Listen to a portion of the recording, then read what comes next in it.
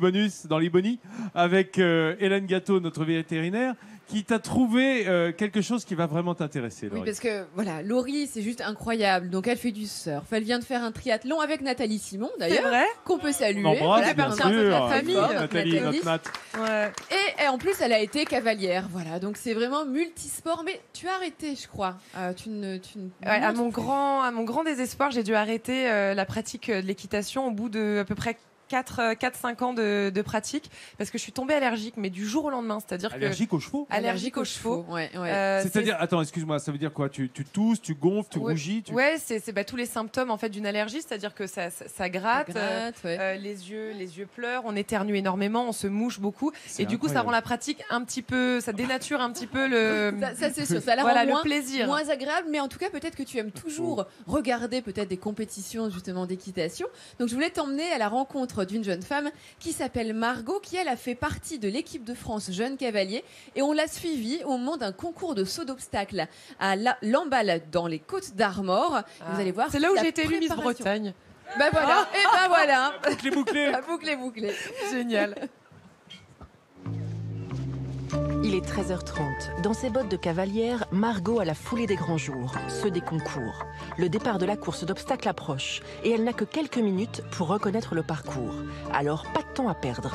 On ne peut pas faire de parcours à 1m45 ou même une épreuve à 1 mètre sans faire de reconnaissance. Ça nous permet de savoir à quoi s'attendre un petit peu quand on va rentrer avec notre cheval sur la piste. 8 pour aller au double aussi, non? Oui, 8. Juste à l'extérieur. 4 comme ça et 4 comme ça. Si Margot fait d'aussi grands pas, c'est pour calculer le nombre exact de foulées que doit faire son cheval entre les obstacles. Là, en l'occurrence, on a le choix entre 8 foulées un tout petit peu belles ou 9 foulées un petit peu serrées. En l'occurrence, c'est un peu en fonction du cheval, du cavalier et aussi du barème. Là, c'est une épreuve à barrage. Donc en général, c'est 350 mètres minutes. Donc il faut quand même avoir un tempo un peu élevé. 14h, retour à l'écurie. Margot retrouve son partenaire Urioso, un selle français. Je t'ai eu. De la taille des lanières jusqu'au choix des guêtres, rien n'est laissé au hasard. Il y a des choix sur le niveau matériel qui sont arrêtés depuis des semaines. Il y a des choix qui sont faits au dernier moment selon l'épreuve, selon l'évolution du cheval aussi, selon le parcours. De son côté, Margot entre petit à petit dans son concours grâce à son rituel. Je suis très à cheval sur le cirage avec les bottes. À une demi-heure du départ, la pression est palpable. Dernier moment de détente avant l'échauffement dans le paddock. Et il est primordial car Margot veut obtenir un bon résultat. Ça nous permet de prendre des points dans la liste mondiale. Et plus on a de points, et plus c'est facile après pour nous de rentrer sur les concours un peu plus gros, 3-4 étoiles. 15h, Margot entre en piste. Margot qui a déjà représenté plusieurs fois la France sur les championnats européens. L'épreuve commence bien. Margot et Urioso sont dans les temps. Mais soudain, la mécanique s'enraye. Et après 1 minute 10 d'effort, le verdict tombe. C'est avec 3 fautes que Margot Rocu et Urioso de l'Homme franchissent la ligne. 3 fautes. Coup dur pour Margot. Mais la cavalière relativise. Ça peut arriver. Avec Urioso, des fois, c'est des magnifiques parcours sans faute. Et des fois, on fait des très beaux parcours et 3 fautes. Il n'y a pas tellement d'explications. C'est un peu selon son bon vouloir. J'ai bien tombé. La déception sera vite oubliée. Le lendemain, Margot se classera 2e sur un autre parcours. Alors, Laurie, je te fais prendre des risques car je viens de t'amener juste à côté d'un cheval qui s'appelle Crow. Mais finalement, tu n'en prends pas tant que ça, figure-toi, car c'est une race de chevaux, une race de cheval qui est hypoallergénique.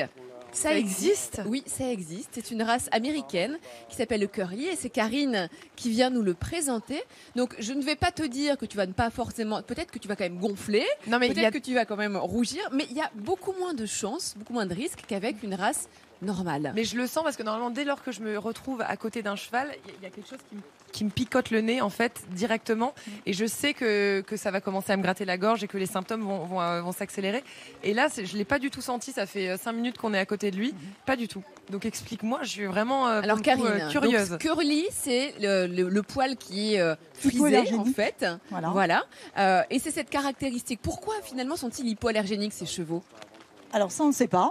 Ah, ça reste encore scientifiquement ça, c'est une grande énigme. Une énigme. La seule chose que l'on sait, c'est que ce n'est pas le poil, ouais. mais que c'est un phénomène de squame qui est 10 fois moins que les chevaux traditionnels.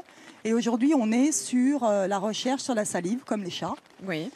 Voilà, c'est la seule chose qu'on sait aujourd'hui. D'accord, mais alors est-ce que vraiment, par exemple, Laurie, elle pourrait reprendre l'équitation grâce à cette race de chevaux, l'américaine Curly? Ça peut être possible. Tout à fait. Nous avons d'ailleurs en France 3 centres équestres spécifiques Curly. Oui, dont le vôtre, voilà, qui ouvre ses portes à Rostronin. D'accord. Le 3 juin. Les prochaines balades en mer, ça sera chez vous alors. Chez nous. Avec Crow, qui sait. Avec Crow. Il y en a d'autres. Mais donc l'idée, c'est que ces chevaux ne soient pas mélangés avec d'autres chevaux, parce que s'il y a un Curly avec à côté que des pur sang arabes ou des chevaux de selle classiques, ça va jamais aller. Laurie ne pourra pas y aller. Non.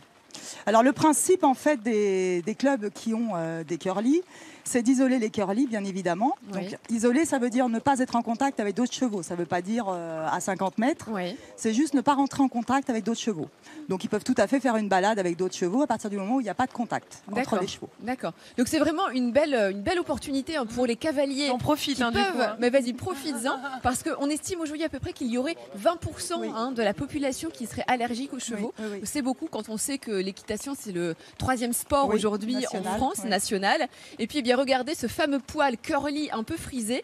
Alors on le voit surtout sur la crinière parce que c'est son poil d'été, mais c'est essentiellement, Karine, l'hiver que sont des chevaux, Laurie, qui deviennent presque comme des moutons. C'est drôle ça.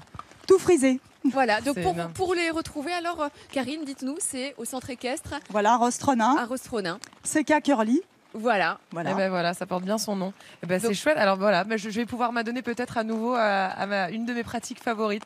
Voilà, et Laurie, c'était vraiment un cadeau pour toi. Et ben merci parce que c'est très original. Ça t'ouvre de nouvelles perspectives. Tout le monde n'est peut-être pas au courant, donc merci. Et puis merci à Crow qui n'a pas l'habitude de et qui est très à l'aise. Ma foi, on s'entend très bien. Je crois qu'il a compris en fait que j'avais une frustration, voilà, liée à cette allergie, et il s'est tout de suite approché de moi. C'était très plaisant. Merci beaucoup. Regarde. Fais des câlins. Merci Hélène. Oui, donne-le-moi, vas-y. Quoi? Attendez, excusez-moi, j'ai un petit message de Guillaume. Qu'est-ce qu'il raconte? Tu peux dire à Laurie Tillman que moi aussi je suis hypoallergénique. Bah oui, bien sûr. Et quel étalon? Quel étalon, c'est Guillaume? Voyons, Laurie, écoute. Enfin, tu prends tes messages personnels toi-même, t'es dingue ou